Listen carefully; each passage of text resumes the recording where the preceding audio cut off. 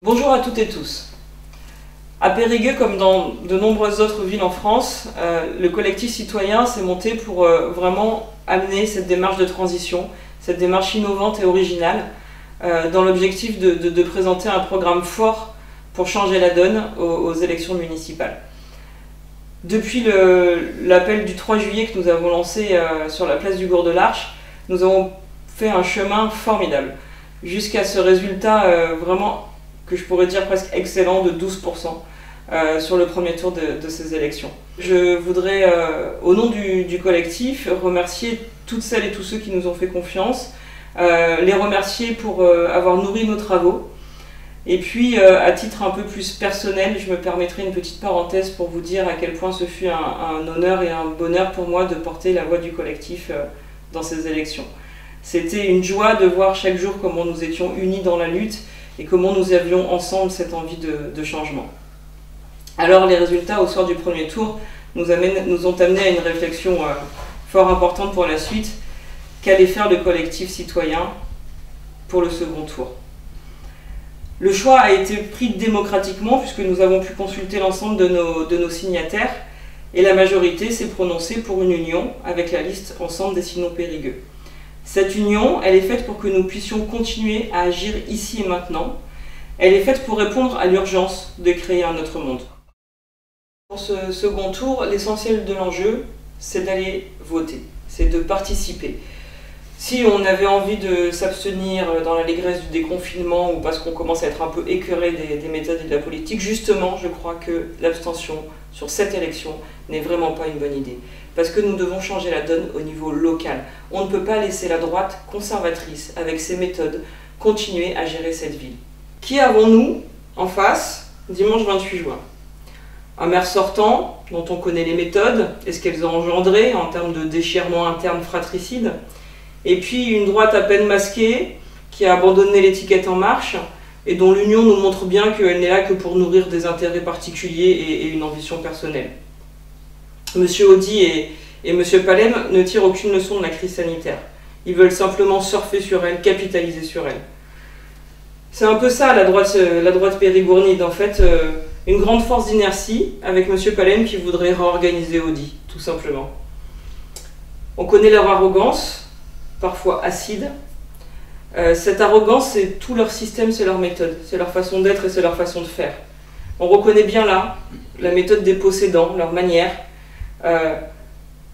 Ils mettront en place tout ce qu'ils peuvent pour nous barrer la route parce qu'ils ne veulent pas qu'on gère leur ville. Au contraire, ils veulent exercer sans contrainte le pouvoir sur les citoyens, prendre des décisions autocratiques, valider comme ça un budget construit seul, sans discussion. Ils n'attendent rien des électeurs et surtout pas qu'ils leur apprennent quoi que ce soit ou qu'ils les étonnent. Notre choix politique a été de se présenter seul au premier tour parce que nous voulions expérimenter, mettre en place une alternative de transition. Et donc il fallait changer les relations dans la ville, il fallait redonner la parole aux gens, les écouter et les associer. Aujourd'hui, la démarche même du collectif et le résultat qu'on fait à ce premier tour prouve qu'effectivement une autre façon de faire est possible.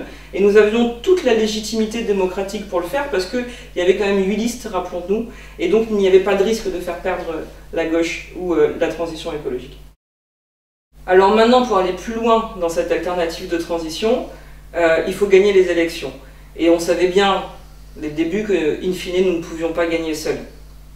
Aujourd'hui, on est dans un contexte unique où la droite est divisée. Le maire sortant arrive en tête, mais avec peu de voix, et son opposante historique arrive juste derrière. Quant au collectif, nous sommes placés en deuxième place des listes de gauche. Ça permet une réelle avancée de nos idées, et donc au soir du premier tour, notre objectif, c'est de retirer à la droite la gestion de la ville. C'est le seul moyen d'y arriver, c'est l'union avec toutes les forces de gauche qui en veulent. C'était une évidence. Une fois que les signataires ont choisi de faire l'union, d'aller à l'union pour le deuxième tour, nous avons pu rencontrer Delphine Labaisse et son équipe. Les discussions ont été très, très constructives. Finalement, on a obtenu un accord facilement sur le fond comme sur la forme. Nombreux éléments programmatiques qu'on avait demandés, notamment autour de la gouvernance et de la transition écologique, ont été acceptés. Et nous avons obtenu des délégations au plus près de l'habitant, au plus près de la population qui est délaissée jusque-là, pour pouvoir vraiment faire cette transition nécessaire. Nous nous sommes mis d'accord sur un renouvellement des personnes et des organisations, et l'exécutif qui sera à la tête de la prochaine mairie si nous gagnons s'appuie sur toute une génération qui ne veut plus reproduire les pratiques du passé. La grande force du collectif, c'est d'arriver avec justement cette expérience d'une année d'ateliers participatifs, entre autres, et donc toute une analyse sur comment nous pouvons mettre en place de nouvelles formes de gouvernance. Parce qu'il faut prendre le pouvoir, effectivement, mais il faut le prendre pour le partager. Il faut partager la décision de manière inclusive le plus possible. Pas se contenter d'informer les citoyens à travers une information dans le bulletin municipal. Il faut vraiment prendre ce qu'ils ont à dire, travailler ensemble, avoir de vraies conversations et pas de faux dialogues comme ça peut arriver parfois. Et puis proposer une organisation plus horizontale, plus transversale, avec une approche plus globale. On veut que les projets soient discutés parce que c'est comme ça que naissent les beaux projets. Notre principe, c'est que le politique, c'est l'habitant. C'est celui qui vit la ville. Ce sont aussi les acteurs de la ville, toutes celles et ceux qui œuvrent dans les associations, les commerces, les entreprises, les services. C'est bien toutes ces personnes qui savent ce qu'elles veulent et ce dont la ville a besoin. C'est pour ça qu'il est temps de réinventer cette gouvernance pour avoir aussi plus de clarté et de transparence. Donc d'abord, nous nous sommes battus pour garantir la collégialité des instances. C'est pourquoi le futur exécutif sera organisé en pôles qui travailleront en binôme. Nous voulons aussi promouvoir la participation citoyenne, et là, nous avons du coup fait valider le schéma d'organisation de la gouvernance qui avait été proposé par le collectif, et qui s'appuie sur un forum des idées, des commissions participatives, mais aussi pour les citoyens qui souhaiteraient faire remonter leurs idées, par d'autres biais, la possibilité de faire une pétition citoyenne. Enfin, nous pourrons soumettre les projets les plus importants à la votation citoyenne. Cette nouvelle façon de gouverner et de fonctionner s'appuie sur un code éthique qui sera signé par tous les élus, en tout cas de la majorité. Il a été rédigé à partir des travaux de tous ceux qui luttent contre la corruption en général, et il a été accepté immédiatement par Delphine et les membres de son équipe lorsque nous avons commencé les discussions. Pour vous synthétiser un peu l'idée du collectif et le programme que nous défendons avec la liste ensemble Dessinons Périgueux, je vais m'en remettre au papier et je vais vous lire quelques mots qui ont été rédigés par plusieurs membres. Ils disent ceci: cette ville, nous y habitons intramuros, nous y vivons.